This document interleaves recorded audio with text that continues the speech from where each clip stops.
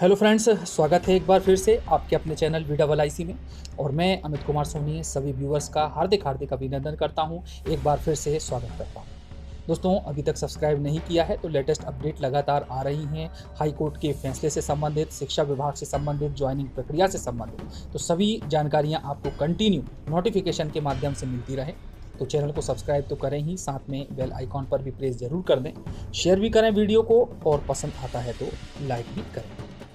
दोस्तों, जैसा कि हम सब जानते हैं कि हाई कोर्ट में काफ़ी लंबे समय से ओबीसी के 27% आरक्षण के मामले में केस चल रहा था, और पूर्व में उन्होंने 14% पर ही आरक्षण को रखते हुए 27% पर रोक लगा दी थी। और अब जो एक और निर्देश उन्होंने दिया है, जैसा कि 13 जुलाई 2021 को जो निर्देश दिए हैं गवर्नमेंट को, और उसमें उन्होंने कहा है कि 14% आरक्षण को तो बरकरार रखे ही, और 13% होल्ड रखा जाएगा यदि हम शिक्षक भर्ती की बात करें तो। और आगे आने वाली जितनी भी परीक्षाएं होंगी स्टेट गवर्नमेंट की, सभी में 14% आरक्षण को ही मान्य किया जाए जब तक कि फाइनल डिसीजन नहीं आ जाता। और दोस्तों, जैसा कि मालूम है कि 10 अगस्त 2021 को अगली सुनवाई की डेट निश्चित की है हाई कोर्ट ने।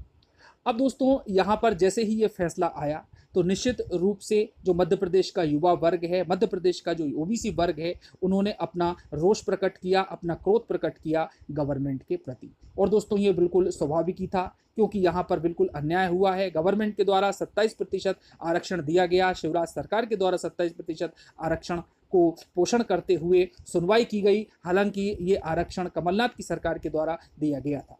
तो दोस्तों, विरोध तो होना स्वाभाविक ही था। इसी विरोध को देखते हुए सांत्वना के रूप में शिवराज मंत्रिमंडल ने एक बैठक का आयोजन किया, एक मीटिंग का आयोजन किया सीएम हाउस में, जिसमें उन्होंने सांसदों को, विधायकों को, ओबीसी के स्पेशलिस्ट को बुलाया और ओबीसी वर्ग को एक लॉलीपॉप देने का प्रयास किया। और वो लॉलीपॉप 2 पॉइंट पर था दोस्तों। पहला था, जैसा कि हम सब जानते हैं, कि क्रीमी लेयर की सीमा 8 लाख से बढ़ा करके 12 लाख करना, ये प्रस्तावित किया गया। उसके बाद में उन्होंने कहा कि हम सुप्रीम कोर्ट जाएंगे और वहाँ पर एसएलपी दायर करेंगे और लड़ाई करेंगे हाई कोर्ट के फैसले के विरुद्ध, और 27% आरक्षण को लागू करवाएंगे।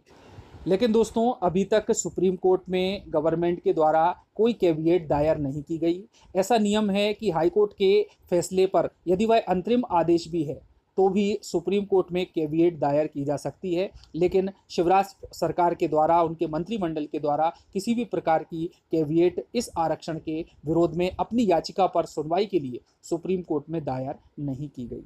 अब चलिए दोस्तों, अब हम बात कर लेते हैं जो मेन याचिका करता था और जिसकी वजह से ही ये जो 14% आरक्षण दिया गया और 27% पर रोक लगाई है हाई कोर्ट ने, वो कौन थी और किस प्रकार से उन्होंने याचिका दायर की थी और आखिर क्यों की थी। तो थोड़ी सी हम जानकारी इसकी भी जान लेते हैं।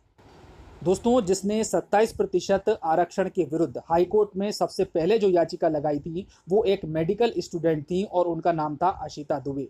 और दोस्तों, ये याचिका उन्होंने दायर की थी 30 सितंबर 2019 को, और याचिका का नंबर तो हम सभी जानते हैं, 5901/2019, Ashita Dubey versus the state of Madhya प्रदेश।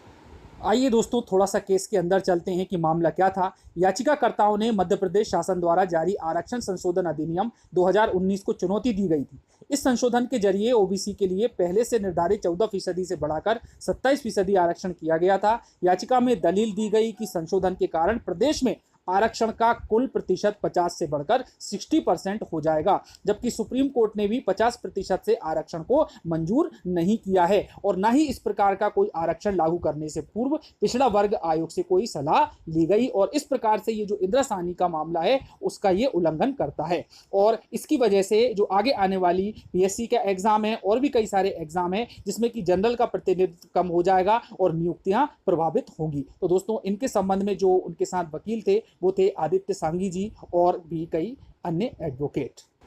और दोस्तों, आशिता दुबे ने इन्हीं एडवोकेट आदित्य संघी के साथ में सुप्रीम कोर्ट में कैविएट दायर कर दी है कि उनकी भी याचिका की सुनवाई यदि स्टेट गवर्नमेंट शिवराज सरकार कैविएट दायर करती है हाईकोर्ट के फैसले के विरुद्ध, निर्देश के विरुद्ध, तो उनकी याचिका पर भी विचार किया जाए और इस प्रकार से एक पक्षीय निर्णय न देते हुए सभी की याचिकाओं को, जो कि मूल याचिका थी, उनका पर भी सुनवाई हो और आपस में बहस हो और उसके बाद ही 27% आरक्षण के मामले में सुप्रीम कोर्ट फैसला दे। तो दोस्तों, ओबीसी वालों के लिए ये खबर थोड़ी सी मानसिक वेदना वाली हो सकती है, लेकिन यहाँ भी यदि गवर्नमेंट टालमटोल करती है और तथ्यों को ठीक ढंग से प्रस्तुत नहीं करती है तो निश्चित रूप से सुप्रीम कोर्ट भी कुछ नहीं कर पाएगा और वह आरक्षण को 27% मान्य नहीं करेगा। और जो पूर्व में सुप्रीम कोर्ट ने अपने निर्देश दिए थे कि जो संवैधानिक प्रतिकूल है, इस नियम के प्रतिकूल है, तो 50% आरक्षण से अधिक नहीं होना चाहिए और 14% पर ही रहने दिया जाएगा।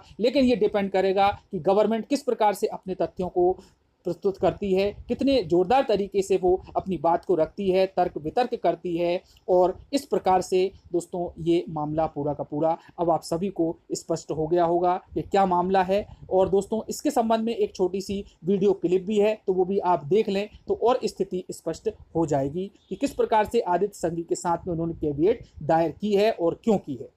सरकार लगातार कोर्ट में इस केस को फाइल कर रही है। सरकार की ओर से जबलपुर हाई कोर्ट में बार बार वही स्टैंड लिया गया जो कि कमलनाथ सरकार ने लिया था कि मध्य प्रदेश में ओबीसी वर्ग की आबादी तकरीबन 50% है और उनके सामाजिक आर्थिक पिछड़ेपन को दूर करने के लिए आरक्षण बढ़ाया जाना जरूरी है। बावजूद इसके मध्य प्रदेश हाईकोर्ट ने, जबलपुर हाईकोर्ट ने आरक्षण को फिलहाल 14% ही रखने का आदेश दिया है। ऐसे में बीते दिनों तो मुख्यमंत्री ने एक बैठक की थी, उसके बाद ये आकलन किया जा रहा है, ये कवायद चल रही है कि सुप्रीम कोर्ट में एक याचिका राज्य सरकार दायर कर सकती है मध्य प्रदेश हाईकोर्ट के अंतरिम आदेश के खिलाफ। लिहाजा वहां सुप्रीम कोर्ट में एक पक्षीय आदेश न होने पाए, इसके मद्देनजर जो मूल याचिकाकर्ता है जिनके द्वारा ओबीसी आरक्षण को, बढ़े हुए आरक्षण को चुनौती दी गई थी, उनकी ओर से सुप्रीम कोर्ट में एक कैविएट फाइल कर दी गई है ताकि यदि जब सुप्रीम कोर्ट में मध्य प्रदेश सरकार की याचिका आती है तो मूल तौर पर जो याचिका करता है उनका पक्ष भी सुना जा सके। लिहाजा अब जब भी ये मामला सुप्रीम कोर्ट पहुंचेगा तो जबलपुर हाईकोर्ट की याचिकाकर्ताओं का पक्ष भी सुप्रीम कोर्ट सुनेगा, क्योंकि उनकी ओर से कैविएट इस मामले पर फाइल की जा चुकी है। हालांकि सरकार की ओर से फिलहाल अब तक याचिका सुप्रीम कोर्ट में फाइल नहीं की गई है। जब भी ये याचिका दायर होगी तो मूल याचिकाकर्ताओं को भी सुप्रीम कोर्ट सुनेगा। लिहाजा देखना होगा कि जो कानूनी लड़ाई जो चल रही है ओबीसी आरक्षण को लेकर, वो फिलहाल लंबी खिंचती नजर आ रही है। बिल्कुल, बहुत शुक्रिया आपका विजेंद्र इस पूरे डिटेल के लिए। तो याचिकाकर्ता के वकील ने ये कैविएट दाखिल किया है कि उनका भी पक्ष इस मामले में सुना जाए। सरकार की तरफ से अगर किसी भी तरह का कोई दावा होता है तो उसके साथ साथ मूल याचिकाकर्ताओं की बात भी सुनी जाए।